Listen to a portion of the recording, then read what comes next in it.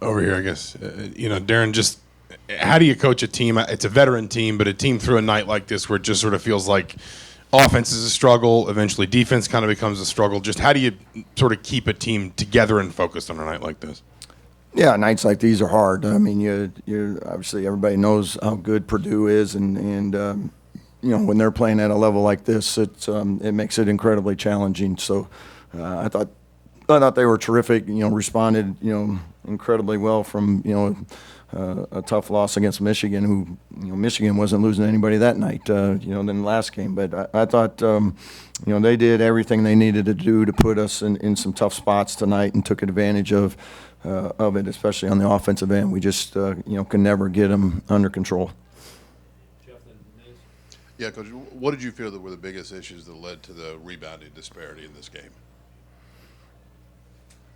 Yeah, I thought the biggest thing was their inside presence is something that with both their 4s and 5s that is a challenge for us to either play one-on-one or make the decision to double, and it seemed like they had an answer for whatever we did. So we doubled some, we didn't double some.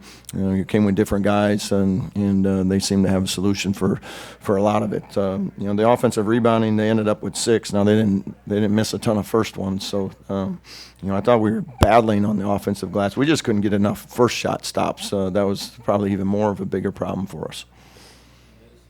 Yeah, Darren, in terms of, you guys had a lot of foul trouble, obviously, especially in the first half. Do you think the guys got thrown off at all by that in the second, kind of coming out of halftime, not sure how to go at them defensively without kind of drawing a foul? Do you think that threw you guys off at all? No, I don't think so. I mean, I thought we got through the half fine. They had, I think it was 15 free throw attempts in the first half. That was, not keeping them off the line is a big part of getting stops too. Because if they're able to score from the free throw line, they'd score well enough without getting freebies from there. So certainly the foul trouble was part of it. But no, I thought our guys were playing. Got through the half pretty much in good shape. Connor had the 3, which makes it challenging for him. But overall, no, it didn't have an impact on the game.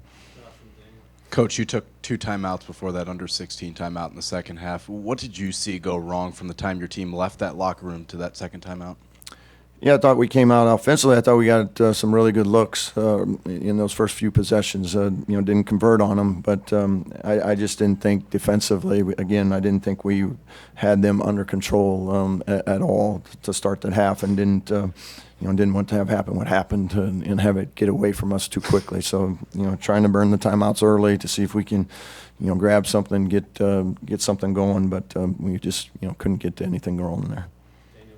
Yeah, just how much of what happened here, what happened in Champaign, what happened at just these loud, high-level road environments is just raw execution, or just is it raw skill? Just what do you think is kind of that hindrance when you guys play these high-level, squads? On the road. Yeah, it's a incredible environment. It's a tough place to play. It's what makes this home court advantage what it is. These type of environments do present some challenges and stuff, and that's what makes college basketball so great. We have a similar advantage at our place. Great environment. It's tough to come in there and win. It's tough to come in here and win. You got to play well, and I thought. We didn't do our part tonight, and certainly Purdue was on point tonight. They played really well. Coach, you got 12 points in 26 minutes out of Tate Conaway tonight. How important is he down the stretch of the rest of the regular season?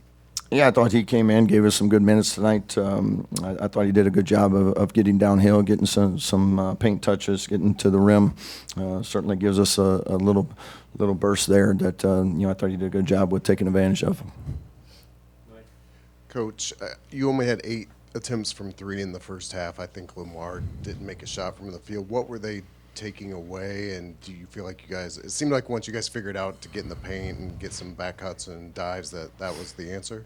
Yeah, and we certainly came in with a game plan of doing that. We wanted to get paint touches because even in our first game in the second half, they did a good job of limiting the amount of threes that we got. Even though we were to come out ahead on that one, they still did a pretty good job of defending us. So we wanted to get more paint touches. I just thought they had us on our heels, until we got going a little bit. Tatum got in there, was able to get downhill. We got more paint touches, opened it up. So we just couldn't get enough stops to have it mean anything for us really the whole night. Tucker, what's the level of frustration after a loss like this, especially given that it's to Purdue?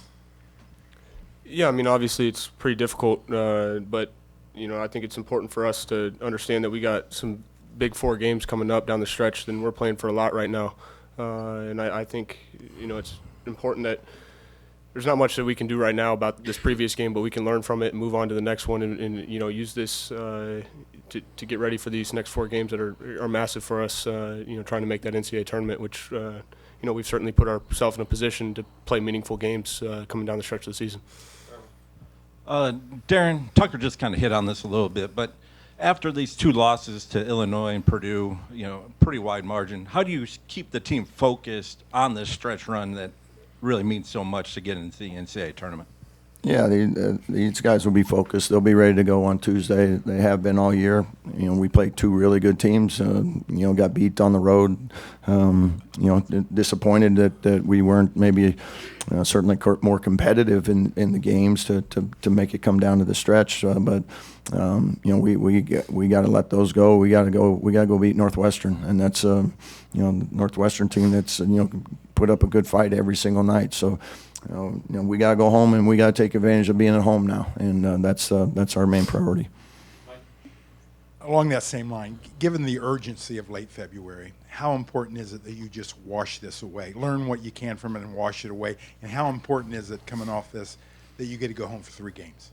Yeah, we can't hang on to this one very long. I mean, it's right here. It's that stretch run right now. So it's the only thing that matters is your next one, and we got to go home, get ready. Got a couple of days to do it. So, Tuesday's the next big one, and that's what our focus will be. Coach, Trent Sisley, another game, single-digit minutes for him. I guess, as it kind of unraveled for you guys, was there ever a thought of maybe getting him in, trying to mix things up a little bit, even though that's not ultimately what happened? Yeah, I mean, we continued to battle almost right up till the end there. We had the guys out there that we thought could, certainly continue to do that. Guys have been in the rotations a little bit and tried to give Trent a little bit. I think he just got a couple up and downs in there, but just a decision we made to go with the guys we had out there.